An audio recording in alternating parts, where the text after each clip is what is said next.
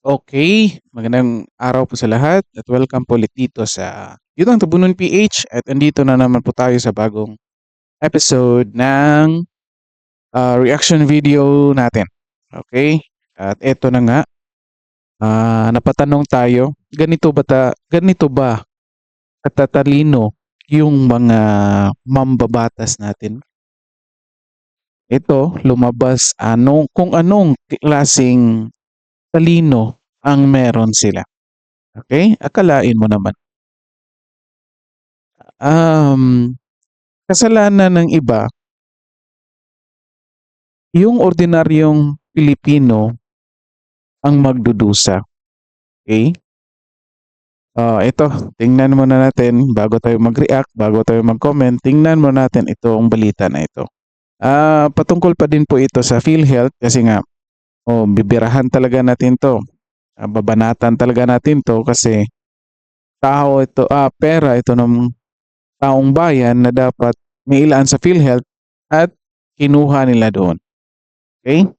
So, babanatan natin ito para maparating natin yung mga saloobin natin dun sa matatalino nating mambabatas. Okay? So, pakinggan muna natin si Grace po kung anong comment niya dito. Speed up lang natin para mabilis. Okay? Ito. Mr. President, hindi pwedeng sisihin Pero na bakit parang ganyan? nagkulang tayo sa pagbibigay sa kanila. Kasi nga, ang Dito. daming ang pera na nandyan. Hindi nila pinamimigay ang pera doon sa mga nangangailangan at tinuturuan din natin sila ng leksyon. O, di ba? So, ganyan sila katalino. Lalo na itong si Grace po. Okay? Feeling ko, mali. Parang impromptu ito eh, mali. Feeling ko lang. Ayan. Ah, pagka na-realize na mali yan, pagkatapos na niyang sinabi yan. Feeling ko lang. Anyway, kung feeling niya tama yung sinasabi niya, ito ang problema. Gusto niya tuturuan ng leksyon yung PhilHealth. Sino ba yung PhilHealth? Tayong lahat. Kasi members yan tsaka yung mga executives.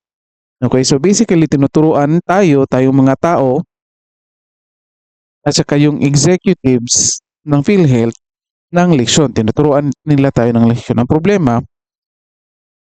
Ang problema nito, tayong mga ordinaryong Pilipino na nagko-contribute dyan sa PhilHealth, hindi tayo ang nagmamanage. Yung mga executives. Okay? So basically, yung dapat na turuan ng leksyon lang sana ay yung mga executives ng PhilHealth na sila ang responsable sa pag-improve ng mga services ng PhilHealth. Sila ang nagmamanage ng funds ng PhilHealth. Okay? So ito, kung ang issue nila ay hindi ginamit ng PhilHealth or ng executives ng PhilHealth yung buong funds nila,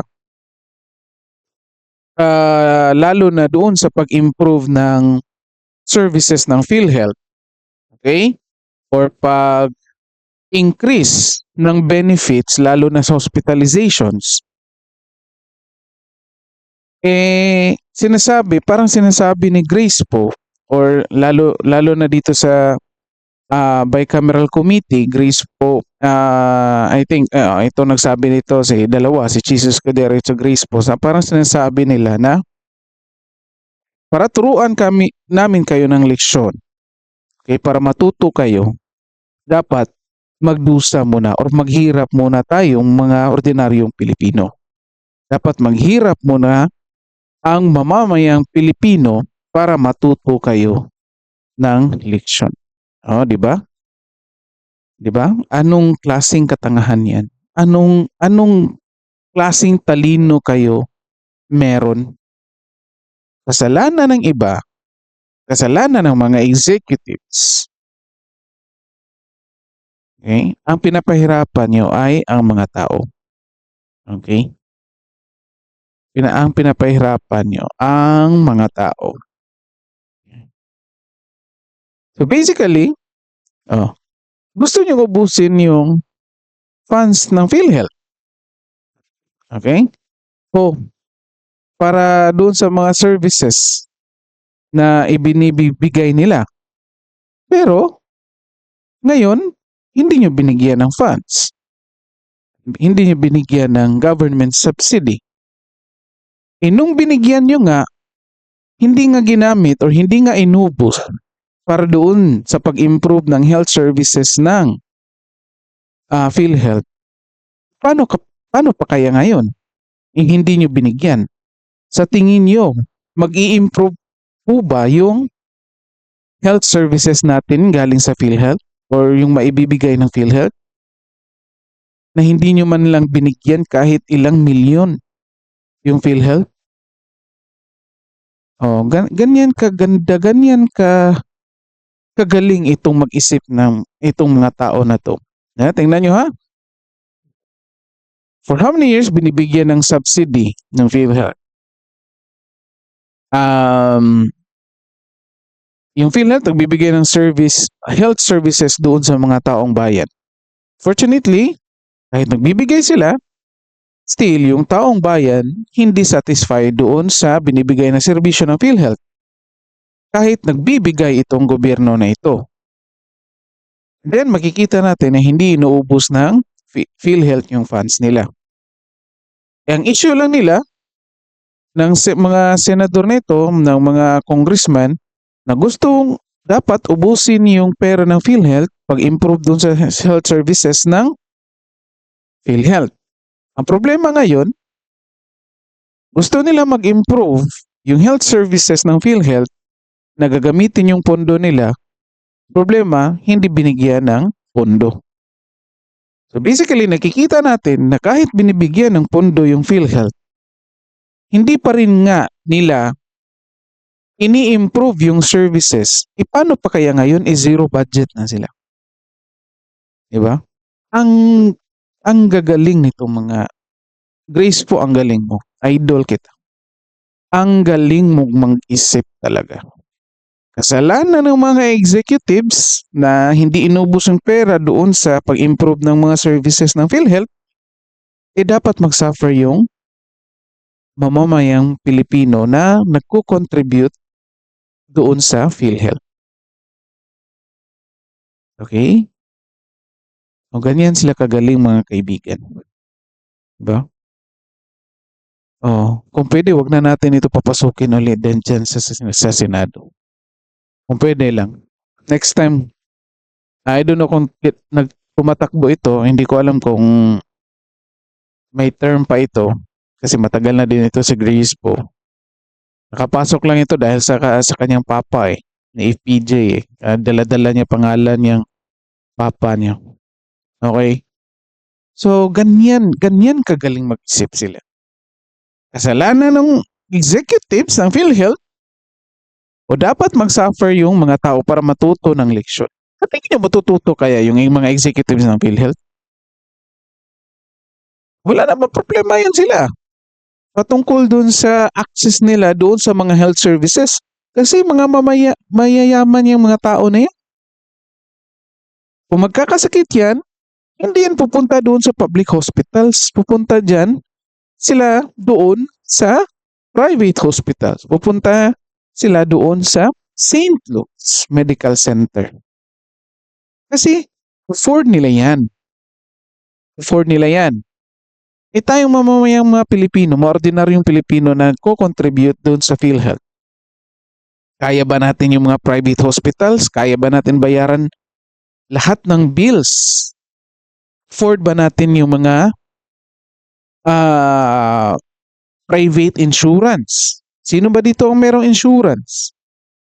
Kahit nga HMO o private insurance galing sa company nyo, hindi pa rin yan 100% na bayad. Okay? So, ang unang magdideduct niyan, yung PhilHealth, then magdideduct din yung private insurance, then the remaining bills, kayo rin ang magbabayad.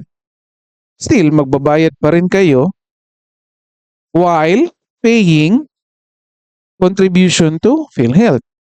Okay? So, yun nga, issue natin doon sa PhilHealth. Hindi nag-i-improve yung services. Hindi nga rin natin alam kung anong services ang pwede natin ma-avail outside dun sa hospital bills. Ngayon nga lang natin nalaman na nag-add na pala itong PhilHealth na dental services. And yet, hindi binigyan ng budget, hindi binigyan ng subsidy kasi nga gustong ipaubos yung existing or funds nila, reserve funds nila. Ang hirap nito, itong reserve funds, by next year, posibleng mauubos ito. And unfortunately, hindi tayo makapag-expect ng improvement ng health services natin. Kasi nga, kung anong funds ang PhilHealth meron ngayon, kung anong funds meron sila ngayon, i-allocate nila yan sa lahat ng operations nila. Kasi, yan lang yung budget or pera na meron sila. Okay? Hindi natin alam kung anong mangyayari sa 2025. What if dadami ang hospital claims or mangangailangan ng mga health services ng PhilHealth? So basically,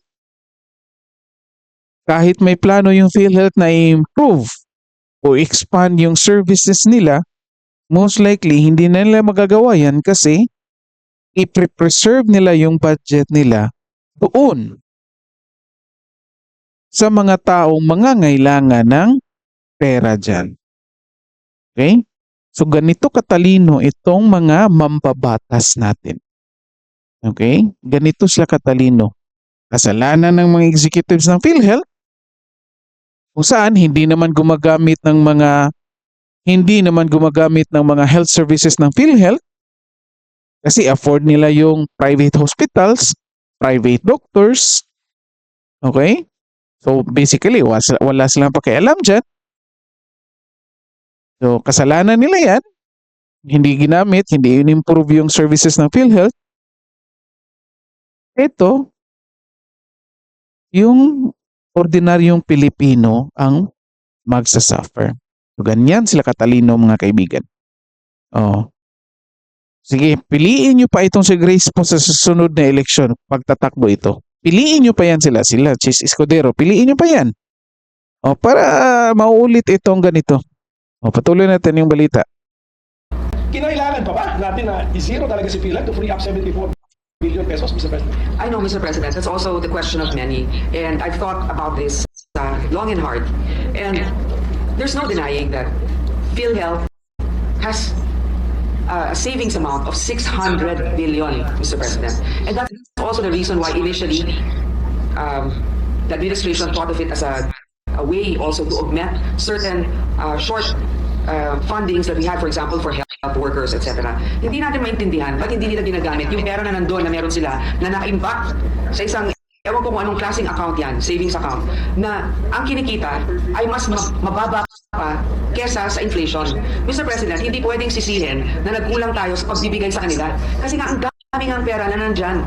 Hindi nila pinamimigay ang pera doon sa mga nangangailangan at tinuturuan din natin sila ng leksyon. Kung bigay ka ng bigay, nandun lang yung pera, hindi naman nagagamit. Paano naman yung mga ibang programa rin ng gobyerno na nangangailangan din ng funding? Yun nga yung sinasabi ko, pag meron kang, syempre di ba, sinasabi natin, 5 yung anak mo, lahat yan kailangan pantay-pantay na mabigyan mo. Totoo yun. Pero sa lahat sa kanila, tinitignan mo rin kung sino may pangangailangan at sino naman ang may kakayanan na itayo rin ang kanyang sarili. Yun din ang sinasabi natin, it's a leadership problem also with PhilHealth and it's a disbursement problem. Diba? Sinasabi nila, sa leadership problem in PhilHealth and a disbursement problem in PhilHealth. So basically, ang doon sa executives yung namamahala ng PhilHealth. Pero bakit, Ma'am Grace po, kaming ordinaryong Pilipino ang magdudusa dyan sa mga kasalanan ng executives? O bakit di nyo sila palitan? Okay? Bakit di nyo sila palitan, ma'am? Bakit kami yung magsasuffer? O ito, nag-analogy pa siya. Okay? Nag-analogy pa siya. No, doon sa mga anak mo, dapat pantay-pantay. Hindi yan applicable dito, ma'am. Kasi, Itong PhilHealth na ito, meron yan sa batas na allocated source of fundings. Yan yung sin tax, yung mga excise taxes na galing sa mga luxury goods katulad ng alcohol, tobacco, hindi nga luxury, parang yung mga sinasabi nilang sin goods, no? Alcohol, cigarettes, even sa pagcore, meron yang allocated na percentage. So basically, hindi nyo na dapat kailangan niyang pakialaman kasi meron yang computation dyan sa law. Halimbawa, total collections ng tax galing sa tobacco or sa cigarettes. Halimbawa, 100 million. Pag sinabing 80% ng tax galing sa cigarettes, papupunta doon sa PhilHealth, most likely merong 80 million galing doon sa 100 million na tax ng cigarettes. Then, alcohol. Halimbawa, 100 million yung na-collect na tax. Halimbawa lang, I might be wrong with the percentage. This is just an example. Halimbawa, pag sinabi ng law na 80% dyan sa na-collect na tax na galing sa alcohol, mapupunta yan dyan sa PhilHealth. So basically, meron talaga yung computation, ma'am. So bakit nyo hindi ibibigay yan sa PhilHealth? Kasalanan lang yan ng mga executives. Pwede nyo silang palitan kung ayaw nyo. Kung hindi nyo sila mapipilit na mag-improve ng services ng PhilHealth, di palitan nyo. Bakit kami yung magsasuffer? Ang gusto ninyo, ubusin yung pondo para doon sa improvement ng services. Diba? Kasi tingin nyo sa ginagawa nyo ngayon, mangyayari kaya yan na hindi nyo binigyan ng pondo? Mangyayari kaya yung gusto nyo? Mangyayari yung mauubos ng pondo, pero hindi yan mangyayari yung improvement ng mga services. Kasi nga hindi nyo binigyan ng pondo. Ganyan kayo katalino. Gaya nga ng sinabi ni Senator Cynthia, ang problema din sa PhilHealth, hindi na natin alam kung ano pa talaga yung mga benepisyo natin. Wala tayong card na nagsasabi hanggang dito, ganyan, ang may bibigay sa'yo, ang tagal-tagal ng approval minsan, hindi alam ng ating mga kababayan kung paano sila makapag-comply dun sa mga requirements. So ito yung mga nagiging issue. Hindi sila kulang sa pera. At alam ko yung iba talagang pinagdidiinan ito. Pero 600 billion ang meron sila. Samantalang ang dami natin din pangangailangan pagdating sa edukasyon, pagdating sa infrastruktura. Alam mo, maganda talagang magbigay ng social protection. Kasi ma'am, kapag hindi niya kinukurakot, wala kasing issue yan. Kinukurakot niyo kasi inaalam sa mga congressman, sila kasi yung binigyan nyo ng power na magkaroon ng projects doon sa mga infrastructure. Hindi naman trabaho nila yan eh. Sila kasi yung binibigyan. Kailangan ng edukasyon ng budget, bakit pinaltasan nyo rin? Dapat nga in-increase nyo pa yung budget ng education yung CHED at saka DepEd kinaltasan nyo rin eh. Wealth transfer, importante yan. Pero kailangan din natin ng wealth generating initiatives kasi hindi natin mapupondohan ang mga ibang bagay na magbibigay ng suporta sa ating mga kababayan kung ang gobyerno ay walang programa na magpapalago ng ating ekonomiya. I'm reminded of the saying that health is wealth. But I don't think, Mr. President, that we can use funds meant for health so that we will justify this, that we will generate wealth for the nation. Mr. President, the budget of the DOH has increased from last year. So it may not have been an item, for example, in particular for PhilHealth. Pero, tama rin sa Coco Pimentel eh. Hindi mo pwedeng gamitin yung budget for health doon sa mga infrastructure. Tama din. Ito talaga grabe talaga.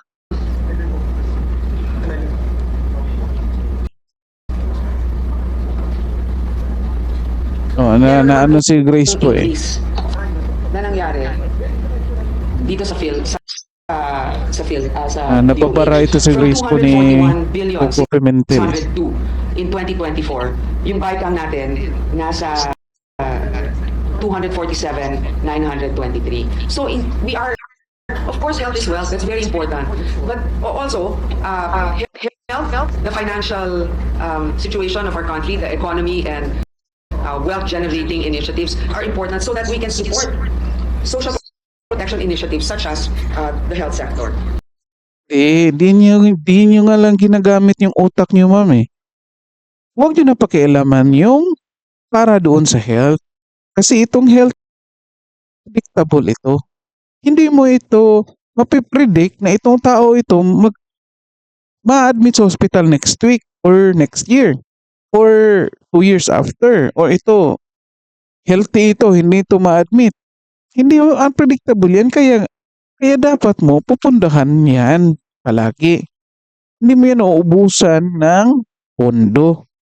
Kung kailangan mo ng budget doon sa mga infrastructure na sinasabi mo, doon sa mga income generating activities ng government, di hanap kayo ng ibang paraan or ibang source ng budget. Hindi mo kukunin yan doon sa PhilHealth. Nako, ito pa. Para nakikita ko na ito. Okay? Tingnan natin. Check natin. May papakita ko sa inyong video ha. Tingnan mo itong statement ni Grace po. Okay? Tingnan mo ito. Tingnan niyo po ito mga kaibigan. Sinasabi niya dito ha, na kailangan natin ang budget ng PhilHealth para doon. Hindi niya sinasabi na kailangan budget ng PhilHealth, but sinasabi niya kailangan natin hindi bigyan yung PhilHealth kasi meron pa silang budget at gagamitin natin yung budget na intended sa kanila doon sa mga infrastructure natin. Okay?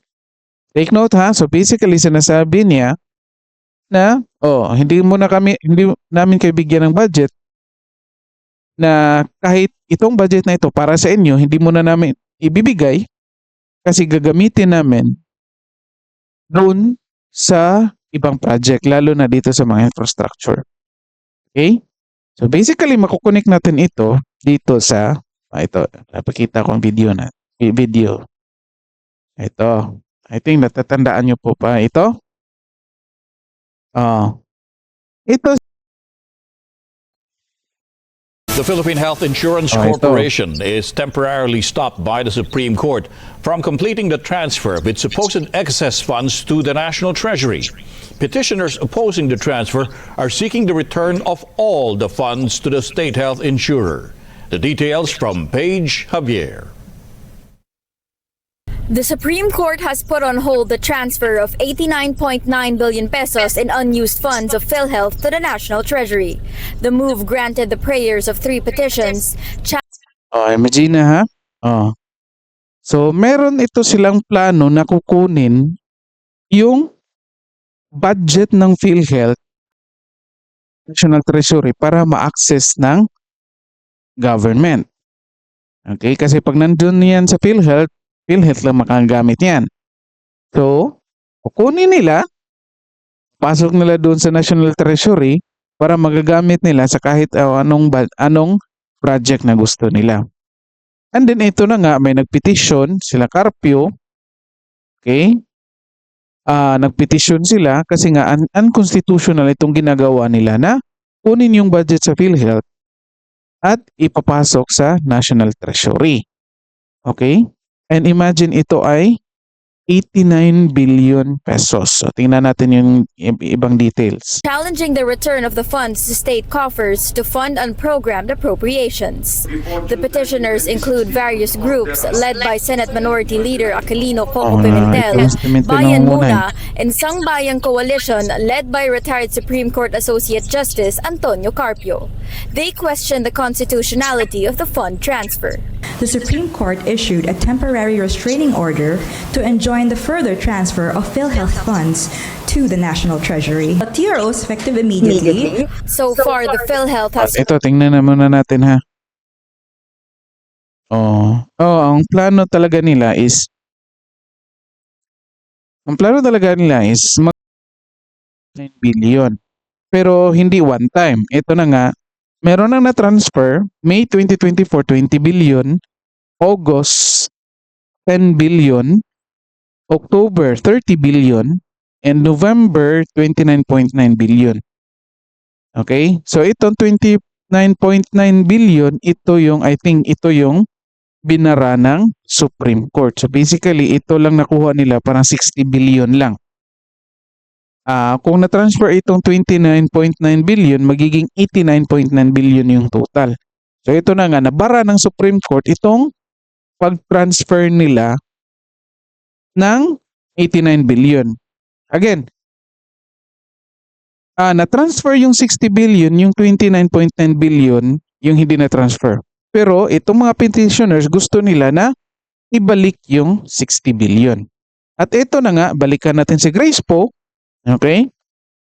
Ito na nga yung sinasabi niya. Okay?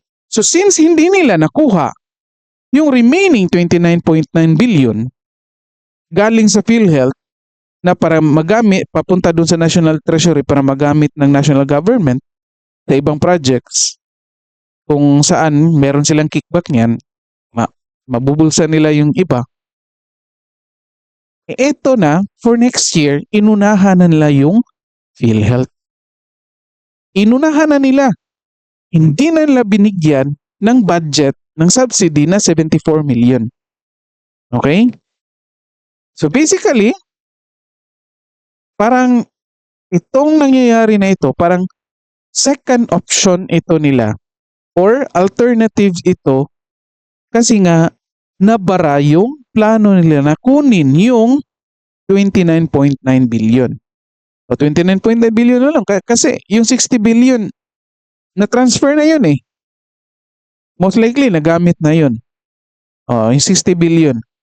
Yung ang purpose ng TRO ng Supreme Court is to stop the remaining funds, which is the 29.9 billion. So basically, sabihin natin, yung 60 billion, hindi na yun mababalik dun sa PhilHealth. Okay?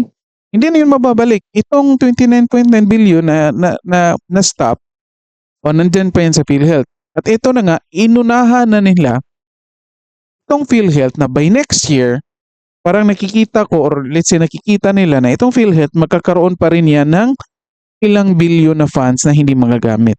Kaya ito na, inunahan na nila. Yung taxes galing sa mga produkto na alcohol, cigarettes, galing sa PAGCOR, sa sugar, sinasabi ko earlier na may percentage yan sana na papunta doon sa PhilHealth. Basically, inunahan na nila, hindi nila binigay, inunahan nila yung PhilHealth na kunin yung budget intended for PhilHealth. O, diba? Ganitong klaseng talino meron yung mambabatas natin. Mga tuso eh.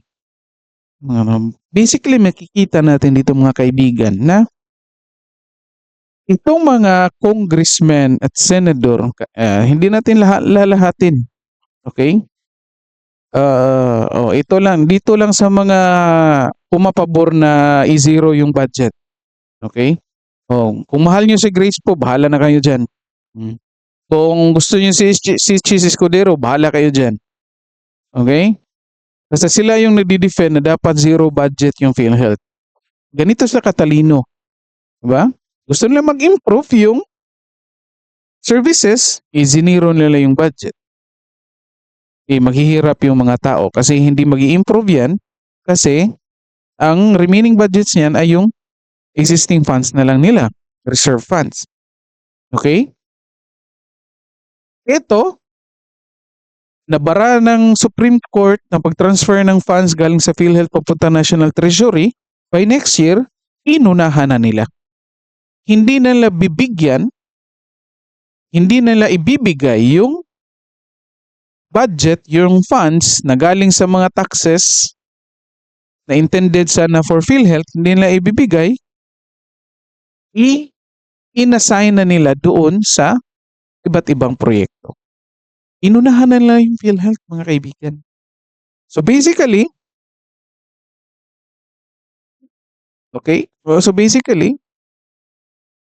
makikita natin dito na itong mga taong to nagtatrabaho bilang congressman at senador, hindi ito nag-iisip para sa taong bayan. Palagi na lang frame yan na itong desisyon namin ay para ito sa kabutihan ng taong bayan. O saan mo makikita? Paano mo makukonek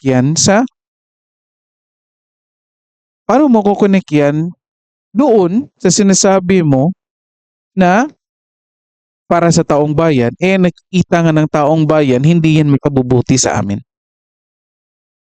Ganyan sila katalino, mga kaibigan. At eto,